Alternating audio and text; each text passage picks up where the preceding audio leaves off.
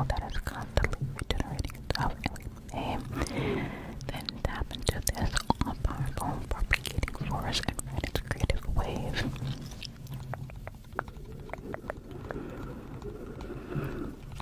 To support our practice, we might set up a daily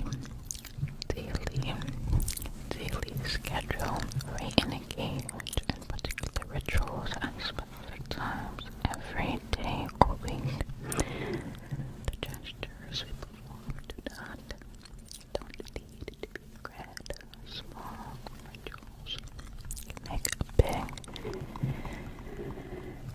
rituals can make a big difference. You can decide to take 3 steps.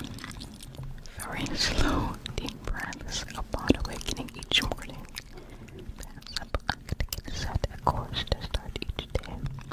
Still, centered, and in the moment. We may also eat our meals mindfully, slowly savoring each bite with appreciation. Take a daily walk in nature, looking at everything entering our field of vision with gratitude and connection. Take a moment to marvel at the feeling of a heartbeat and the movement of blood through our veins before sleep. The purpose of such exercises is not necessarily in the doing, just as in the goal of meditation isn't the meditating. The purpose is to evolve the way we see the world. We're not engaging in these acts. We're building the musculature of our psyche to more acutely tune in. This is so much of what the work is about. Awareness needs constant refreshing. When it becomes a habit, even a good habit, it will need to be reinvented again and again. So one day you notice that you are always in the practice of awareness at all times, in all places. Living a life in a state of constant openness to receiving. Living a life as an artist is a practice. You're either engaging in the practice or you're not. It makes no sense to say you're not good at it. It's like saying I'm not good at becoming a monk. You're either living as a monk or you're not. We tend to think of the artist's work as the output. The real work of the artist is a way of being in the world.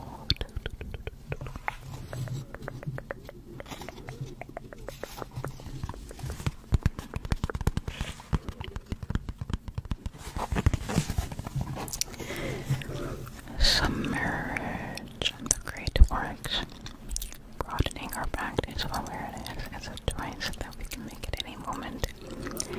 It is not a search, though it is stoked by curiosity and hunger. A hunger to see beautiful things, hear beautiful sounds, feel deeper sensations. To learn and to be fascinated and surprised on a continual basis. In service of this robust instinct, consider submerging yourself in the canon of great works. Read the finest literature, watch the masterpieces of cinema, get them close to the most influential paintings, visit architectural landmarks. There is no standard list, no one has the same measures of greatness.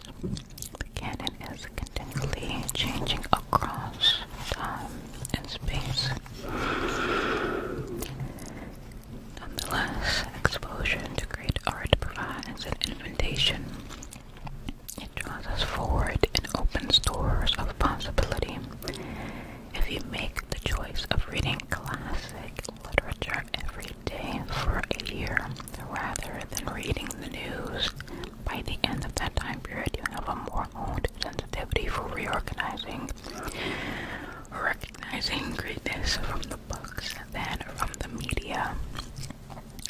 This applies to every choice we make, not just with art, but with the friends we choose, the conversations we have, even the thoughts we reflect on. All of these aspects affect our ability to distinguish good from very good from great. They help us determine what's worthy of our time and attention. Because there's an endless amount of data available to us and we have a limited bandwidth to conserve, we might consider carefully curating the quality of what we're allowing in. This doesn't just apply if your goal is to make art of lasting significance. Even if your goal is to make fast food, it will likely taste better if you experience the best fresh food available to you during the process. Level up your taste. The objective is not to learn to mimic greatness, but to calibrate our internal meter for greatness, so we can better make the thousands of choices that might ultimately lead to our own great work. Nature as a teacher.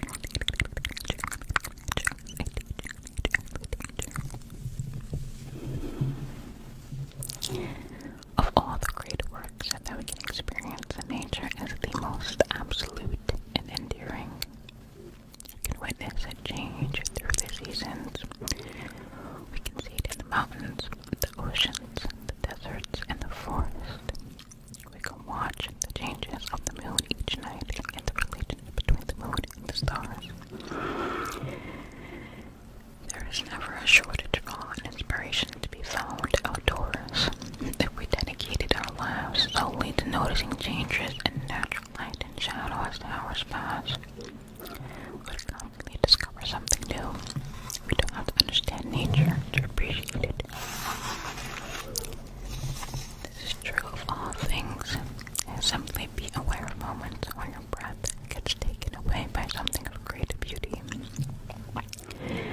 It may be witnessing a single line formation of birds, sneaking through a half-lit evening sky, or standing awed at the foot of a giant redwood tree that's thousands of years old.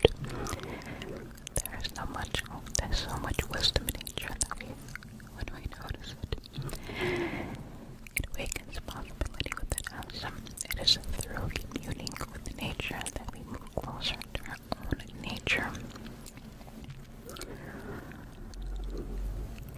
If you're picking colors based on a Pantone book, you're limited to a certain number of choices. If you step out in nature, the palette is infinite. Each rock has such a variation of color within it. We could never find a can of paint to mimic the exact same shade.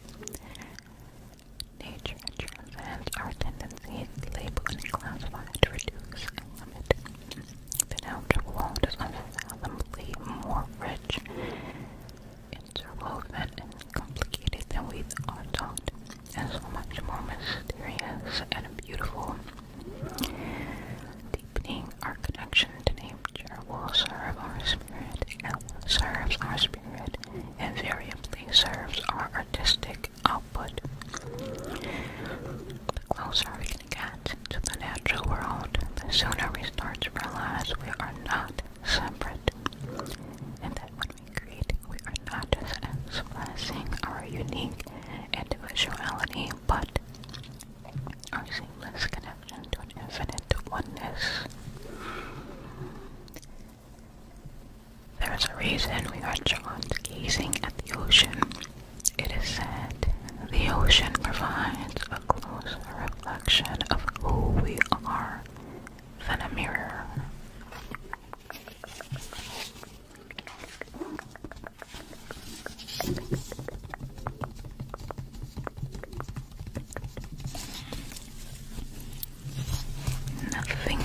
Nothing is static. The world is always changing. You can engage in the same awareness or practice for 5 days and recover in the same location and have a unique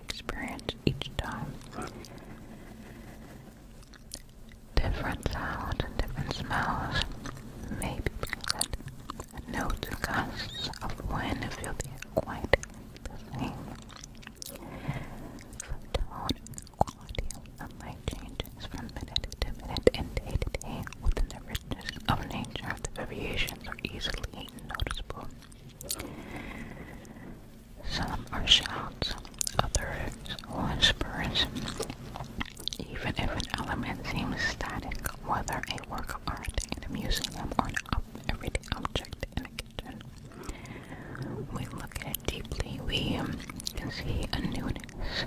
We recognize aspects unnoticed before.